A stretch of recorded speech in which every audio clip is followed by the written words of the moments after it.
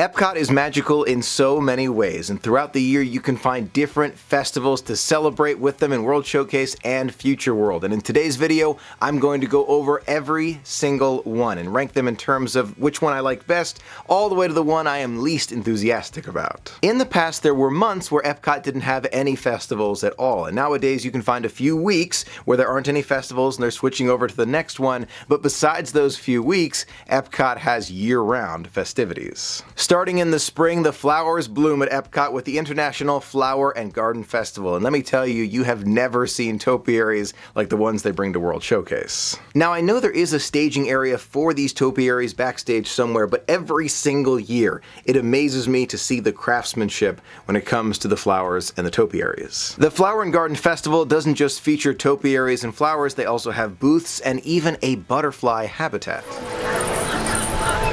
It's a monarch butterfly.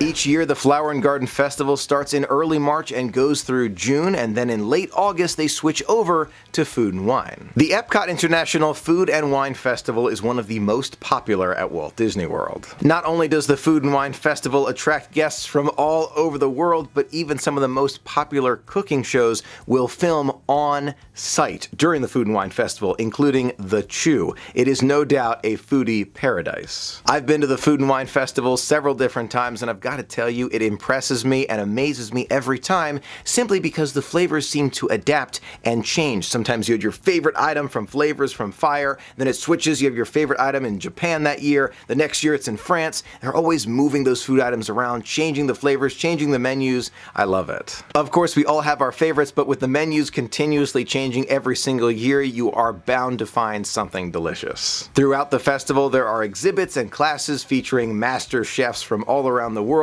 that are sure to inspire novice cooks all the way to the experts. After several months of delicious food, the weather begins to change, and in November, Disney switches gears again to Festival of the Holidays. At the Festival of the Holidays, you can find holiday treats from all around the world. One of my personal favorites is the Bûche de Noël in France. Definitely recommend you give that one a try.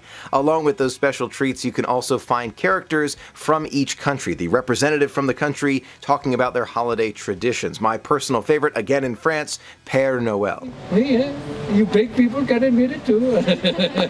Along with those treats and special celebrations, you will find decorations all over. It is incredible to see those trees and the wreaths and the decorations everywhere with the lights. It is amazing. I'm hoping that Disney continues to add to the Festival of the Holidays in the future. I can think of a few ideas.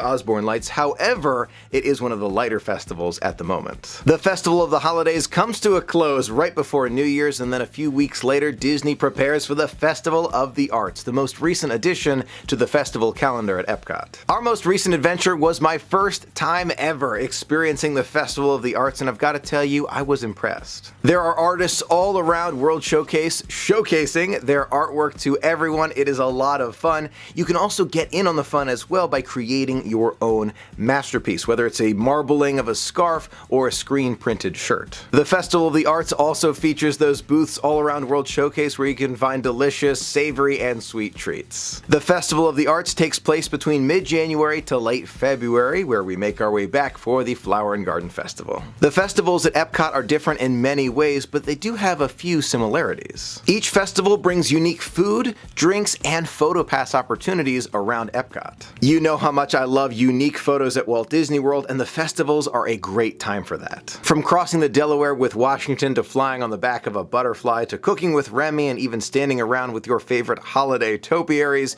there is a unique shot at every single one of the festivals, and in my opinion, it really adds to the experience. As you would imagine, each festival also has unique merchandise each year. You can find shirts, mugs, pins, hats, glasses, just about everything you can imagine, and everything is themed perfectly for that festival each year. I'm telling you, Disney has a great merchandise strategy because I always want to buy it all. One thing in particular that I really love about the Epcot festivals is the fact that it features one of my favorite characters at Disney, Figment. On merchandise and PhotoPass pictures and even in the topiaries as you enter Epcot, I love seeing him as the star of the show. In addition, the festivals usually feature a pass holder gift like a magnet or a cutting board just for attending the festival. These are free gifts if you are a pass holder. I think it's an awesome perk. This is a super smart strategy by Disney, because if you're a pass holder and you see something you love and you say to yourself, oh my gosh, it's free, you want to go and you want to experience it simply to get something like this,